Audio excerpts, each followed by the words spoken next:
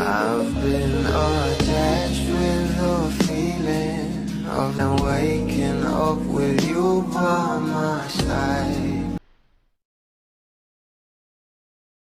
Hindi lang talaga mga bula ang humahanga sa ating Donnie Pangilinan, maging ang mga netizens at kapwa niya hurado sa PGT Season 7 na kung saan ay semis na nga kagabi at live na live nga ito. Pero ito na nga guys ang pag-uusapan natin dahil talaga namang itong si Miss Uge ay hindi nga makapaniwala sa angking galing at talento ng ating Donnie Pangilinan. Narito nga guys sinasabing video sabay-sabay nating panoorin. Ang galing. Gusto kong malaman mo, hindi to Donnie's Got Talent. Saan ka hindi magaling? Saan ang weakness mo? Saan yung parang ito hindi ko to kaya?